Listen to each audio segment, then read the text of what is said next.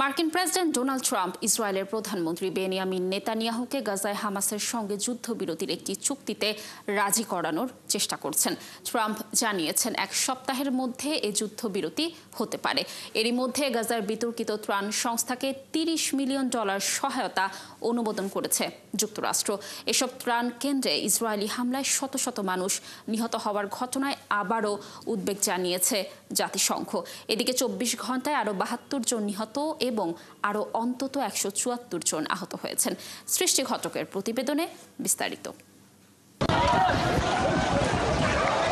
সিল্কোর silk and shine, যাতে আছে argan oil ও ওট প্রোটিনের গুডনেস, যা আপনার চুলকে রাখে হেলদি অ্যান্ড শাইনিং। একের পর এক ইসরায়েলি বাহিনীর ভয়াবহ হামলায় বিধ্বস্ত দশা গাজা উপত্যকার। শুক্রবারও গাজার দক্ষিণাঞ্চলীয় খান ইউনিসে বিমান হামলা চালায় ইসরায়েল। একই দিন মধ্য গাজার নুসেইরাত আল আদওয়া হাসপাতালের পাশেও চলে ইসরায়েলি বাহিনীর তাণ্ডব। এরই মধ্যে ইসরায়েল ও যুক্তরাষ্ট্র সমর্থিত গাজার বিতর্কিত ত্রাণ সংস্থা গাজা হিউম্যানিটেরিয়ান ফাউন্ডেশনের জন্য সরাসরি $30 মিলিয়ন সহায়তা অনুমোদন করেছে যুক্তরাষ্ট্র। যদিও সংস্থাটির বিতরণ কেন্দ্রের আশপাশে খাদ্য সহায়তা নেয়ার চেষ্টা করা ফিলিস্তিনিদের ওপর প্রাণঘাতী হামলার ঘটনায় আন্তর্জাতিক উদ্বেগ ক্রমেই বাড়ছে। শুক্রবারও এ বিষয়ে উদ্বেগ জানান জাতিসংঘের মহাসচিব অ্যান্তোনিও গুতেরেস।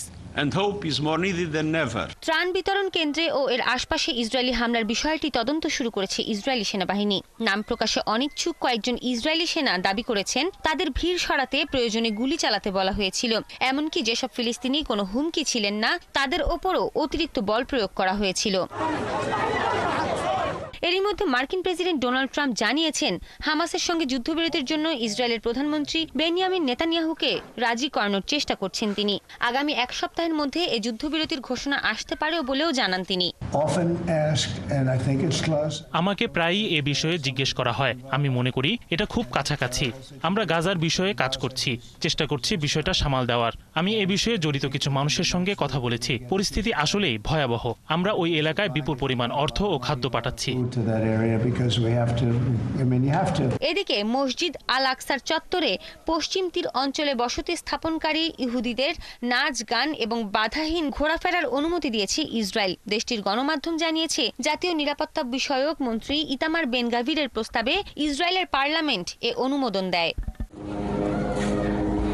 সৃষ্টি ঘটক, ৭১।